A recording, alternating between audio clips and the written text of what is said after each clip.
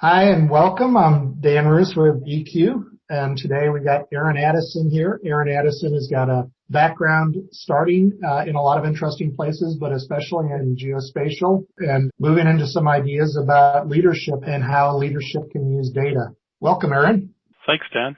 Tell me a little bit about your practice and how would you explain that to somebody that's not in this space? Sure. My background is in both the private and higher education areas. I spent about 15 years in the private sector and a little bit less than that in higher education, focused on geospatial topics and technology and support and implementation, generally problem solving and making good on the promises of a lot of different technology. These days, I'm the managing partner of Alia Labs, where we are pivoting away from pure technology and, as you mentioned, more on to the what do we do with all this technology and how do we turn data into information in our world that desperately needs these kinds of tools to solve problems. But what is geospatial? Is it just GIS, or talk a little bit more about that, how you can move beyond just a tool set? So geospatial, for the most part, talks about the idea of place, the fact that something happens in one location versus another location has importance, that we should record that information, and we should include that information whenever we are making decisions or doing planning or deploying resources. So, this year we've had a number of large hurricanes that have made landfall in the Gulf area. And I would say, without question, that those are more important events to someone in Louisiana, Texas, Mississippi, Alabama than they would be to, say, somebody who lives in Montana. But, likewise with the fires out west, the fact that those fires are happening in California, that's a place. We can track that. We know that.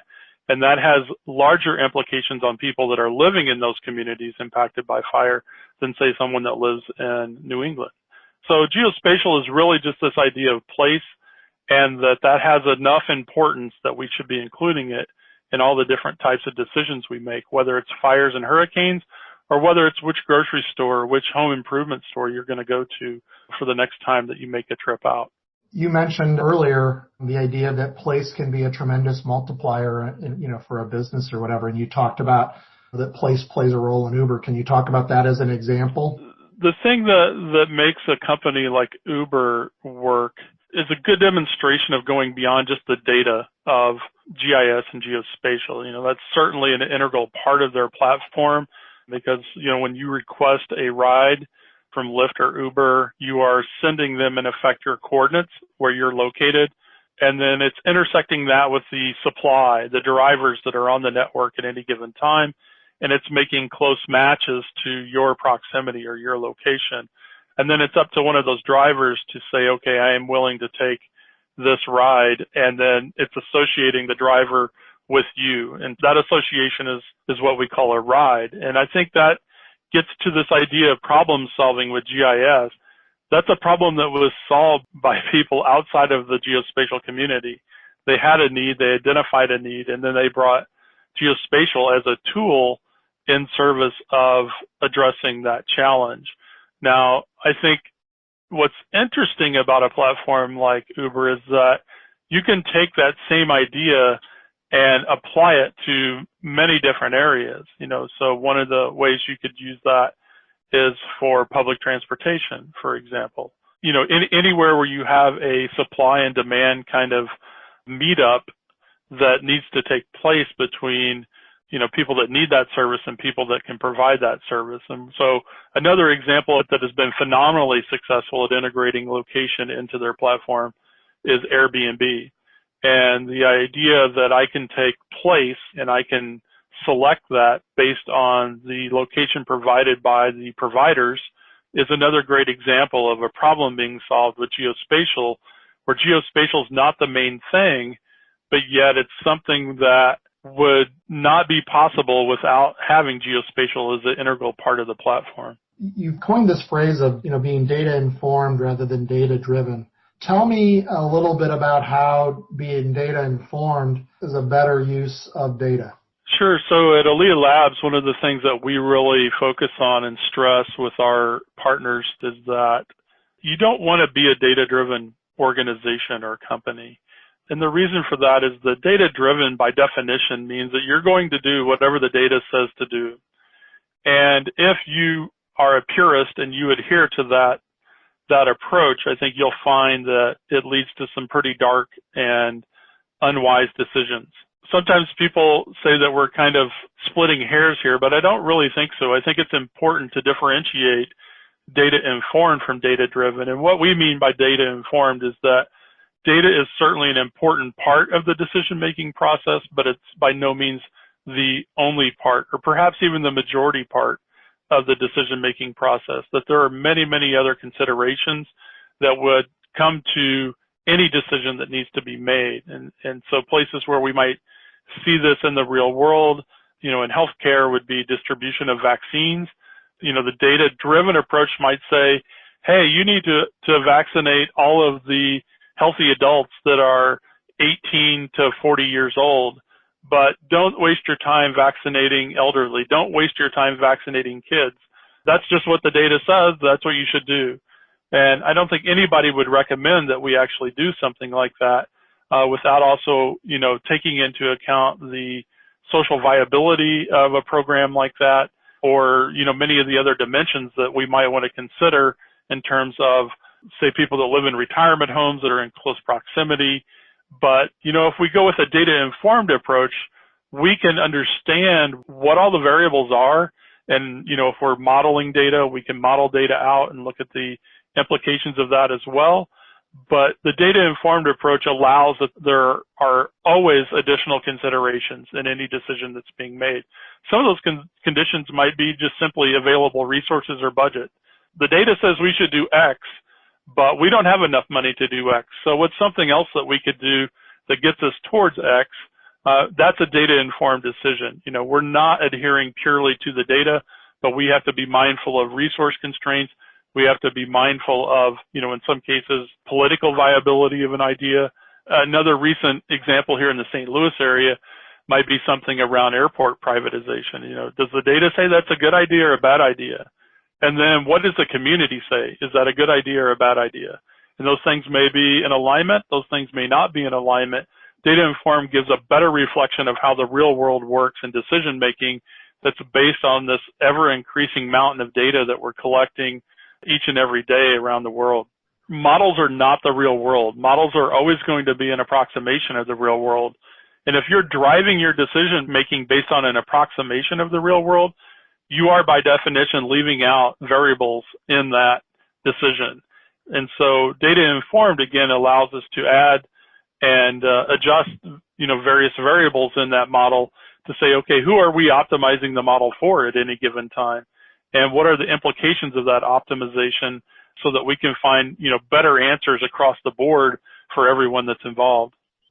In your role at WashU, you did a lot of working with, researchers and other people to develop these geoskills as a tool set for solving problems. What are some interesting challenges that you see in the world that are emerging that require a fresh eye? Oh, I think everything could always benefit from having a fresh eye look at it now and then. Specifically in the geospatial community, I think that we are starting to see the fresh eyes looking at a lot of what's been taken for granted in geospatial, and that view or that lens is being generated by people outside of the geospatial domain. The unique thing about their approach is that they bring long-standing challenges, problems, gaps in their profession, and they're looking for tools to help them address those challenges and gaps.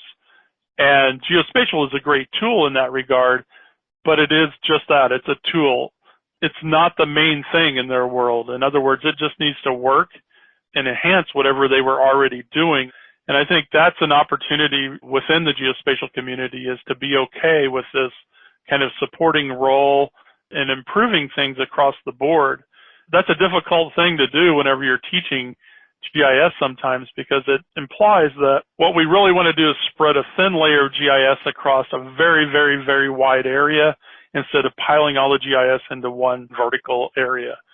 And that then becomes harder to quantify for organizations, and they don't understand the value that it's providing. But I think more and more we're starting to see organizations that do understand the value of geospatial, but they also understand that it's not something that they need to focus on solely, that it's a supporting player to some other problem that they're solving, whether that's resource management, infrastructure, design, delivery of medicine and programs, transportation. We see a lot of this happening as well. So, whenever your power goes out and you can go on a website and see on the local utility company what the time is that it's going to take to get the power back on and how the progress is unfolding in real time, it's GIS, it's geospatial that makes that happen.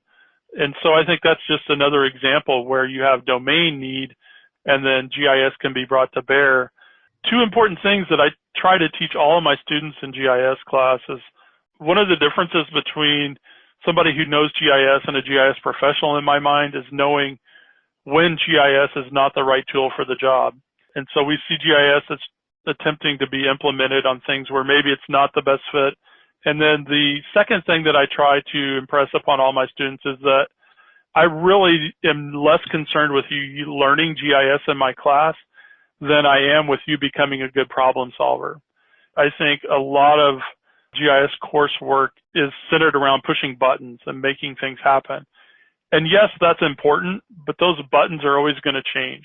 In our world of software updates, new players coming into the market, new widgets being delivered, that is something that you're always going to need to adjust to. But if you develop a good framework for problem solving, particularly problems that don't have immediate answers, that will serve you over the long arc of your career. And that's the thing I think that employers are looking for that are differentiators. It's kind of a given that you're going to know this software package or that software package. What is less common among that pool of prospective candidates is that they can come in and contribute on day one. And one of the ways that happens is demonstrated ability to solve problems and to be okay with ambiguity and jump in and say, I might not know the answer to this today, but I'm going to be closer to the answer by the end of the day, and I'm going to build on that tomorrow. So you're talking about really just adding location to your critical thinking skills. Exactly. And geospatial is the temporal part of that as well? It can be, certainly, if we're quantifying rainfall, when and where, how much. Certainly here in the St. Louis region, we have significant problems with secondary streams like the Merrimack River, River des Peres, and others that are prone to flash flooding. And we also know that a lot of the flood maps in those areas are out of date or just not correct. And, so an example where time and place comes into play for a problem like that is that, let's say we deployed sensors that citizens could put in their yard that would just send a tweet to an account that says, it's wet here. And, we could build a real-time flood map for the St. Louis area, and then we could reconcile that against what the federal flood maps maybe say, and we could develop a better approach to how we're going to mitigate flooding in the St. Louis area. Alia works also internationally, and we have projects in places like India and the dry lands. And, again, using rain as an example there, if I want to understand better where it's raining and when in rural India, I might give farmers an app that allows them to just text the word rain to an account, and that text is geolocated, and then it also has a timestamp with it, so it's temporal data now. Then I can build my own rain maps of a given region or an area. Then we can understand what's going on in real time. This then is data informed because we know, talking to the farmers in India, that the monsoon season is shifting right now, and it's shifting by about 30 days, which has implications on when you're going to plant your crops. But those problems, as I said, are happening all over the place, whether you're in India or in St. Louis, Missouri. Can you give me an example, Aaron, using geospatial as just a lens and correlating other data to it has really far-reaching possible implications? Sure. So I think, since we're dealing with COVID right now and a pandemic, when I taught health applications of GIS, one of the exercises my students would run through is, let's say that I'm from the government or from FEMA, and I show up in your county and I say, I am going to give you resources to build 2 emergency clinics somewhere in your county. Where are you going to place those clinics, and why did you place them there? So if we look back to the H1N1 outbreak in St. Louis, and there were resources given to build a emergency clinic, they asked the doctors where the clinic should be. Now, doctors do a lot of wonderful things in our communities. Logistics is not usually chief among them. And so the clinic wound up being put in the parking garage of the hospital because it was convenient for the doctors, not because it's where the users of the clinic might be. In this case, bringing additional data to bear is that you want to typically have an area that is, able to accommodate a number of people. You may want to look at your target population. If the outbreak is affecting disproportionately, let's say, older adults, you might want to run some census data and demographics through your geospatial model, saying where do these populations live in our community? How can we be proximally located to those populations?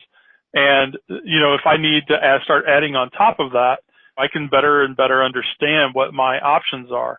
And moreover, I can do that before I need to have that information. So when I need to make that kind of determination, I can change just a very few number of variables in my model, and I can get the right answer out. And that's a data-informed answer saying, I've given these inputs on what I need. There may be other things that go into that decision. So those are areas where then it becomes a data-informed decision and not a data-driven decision. Really interesting. But that's all driven by looking at all of those factors and saying, is that parking lot better suited as a parking lot or better suited to be a COVID clinic right now?